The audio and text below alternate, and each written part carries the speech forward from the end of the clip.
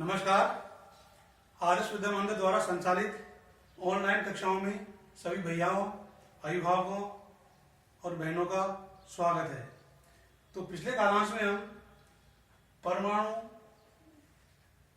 की संरचना यानी परमाणु के मॉडल के बारे में हमने अध्ययन किया, और वो भी कौन सा? थॉम्सन का परमाणु प्रतिरूप का अध्ययन किया था। किसका? थॉम्सन का परमाणु प्रतिरूप। तो आज के कालांश में उससे आगे चलते हैं। कक्षा 9वीं विषय विज्ञान पाठ 4 परमाणु की संरचना, पार्ट नंबर 4, दिनांक 21 सितंबर 2020। तो हमने पहले थॉम्सन के परमाणु प्रतिरूप के बारे में अध्ययन किया। किसके बारे में? थॉम्सन के परमाणु प्रतिरूप में। अब इसके आगे रदरफोर्ड का परमाणु प्रतिरूप यानी रदरफोर्ड का परमाणु मॉडल। अब देखिए, सबसे पहले रदरफोर्ड यह जानने के इच्छुक थे कि इलेक्ट्रॉन परमाणु के भीतर कैसे व्यवस्थित होता है। इसके लिए उन्होंने एक प्रयोग किया, और इस प्रयोग में तेज गति से चल रहे अल्फा कणों को सोने की पन्नी पर टकराया गया। यानी परमाणु रदरफोर्ड ने जो परमाणु प्रतिरूप के लिए अध्ययन किया था, परमाणु के बारे में जानकारी देने के लिए अध्ययन किया था, तो वो प्रयोग किस पर किया था? एक सोने की पन्नी पर। किसके प्रयोग? किस पर? सोने की पन्नी पर। तो उनका उद्देश्य यह था कि जो सोने की पन्नी होती है वो 1000 परमाणुओं से मिलकर बनी होती है, काफी पतली होती है। तो उनका उद्देश्य यही था कि पतली से पतली पन्नी का प्रयोग किया जाए। कैसे? पतली से पतली पन्नी का प्रयोग किया जाए। तो इन्होंने सोने की पन्नी इसलिए चुनी क्योंकि बहुत पतली परत चाहते थे, यानी बहुत पतली परत चाहते थे। सोने की यह पन्नी 1000 परमाणुओं के बराबर मोटी थी, यानी सोने की जो पतली पन्नी थी वो 1000 परमाणुओं की बराबर मोटी थी। तो रदरफोर्ड भी ये चाहते थे कि पतली से पतली पन्नी का चयन किया जाए। क्या? पतली से पतली पन्नी का चयन किया जाए। नंबर 2, अल्फा कण द्विआवेशित हीलियम कण होते हैं। द्विआवेशित हीलियम कण होते हैं, अतः ये धनावेशित होते हैं।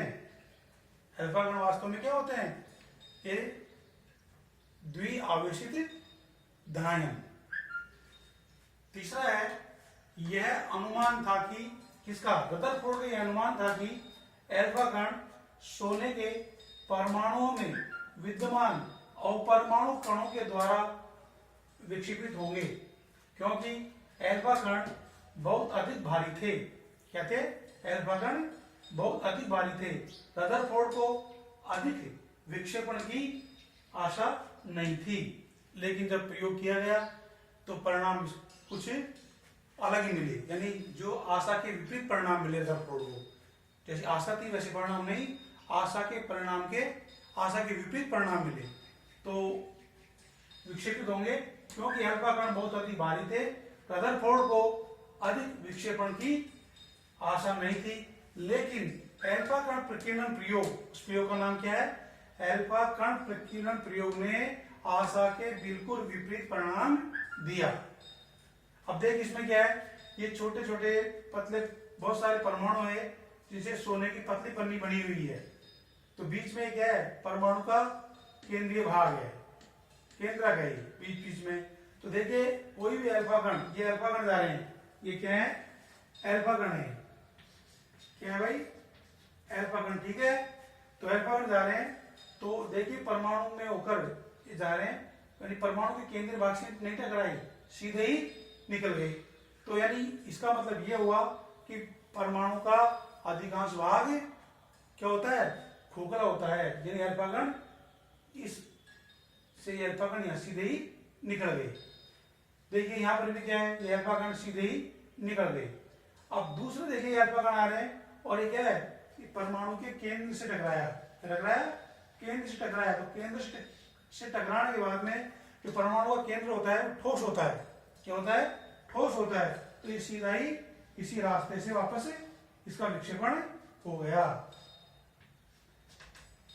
ठीक है, तो तीसरा हो गया। चौथा देखिए अल्फा कण केंद्र से टकराया, नाभिक से टकराया और टकराने के बाद में बहुत कम कोण से क्या हो गया, ये विक्षेपित हो गया। बहुत कम कोण से क्या हो गया, विक्षेपित हो गया। किधर भी विक्षेपित हो सकता है, कोई कोण फिक्स नहीं है इसका, ये थीटा डिग्री के कोण से ये विक्षेपित हो जाता है। तो देखिए परिणाम इस प्रयोग, यानी कौन सा प्रयोग था, एल्फा कण प्रकीर्णन प्रयोग से क्या क्या परिणाम रदरफोर्ड ने को प्राप्त हुए। देखिए नंबर ए पहला है, तेज गति से चल रहे अधिकतर एल्फा कण सोने की पन्नी से सीधे निकल गए, सोने की पन्नी से सीधे निकल गए। दूसरा है, जैसे ये पहला एल्फा कण जा रहा है, पहला है ये एल्फा कण है इस तरह। दूसरा है, कुछ एल्फा कण पन्नी के द्वारा बहुत छोटे कोण से विक्षेपित हुए हैं, जैसे ये विक्षेपित हो गया।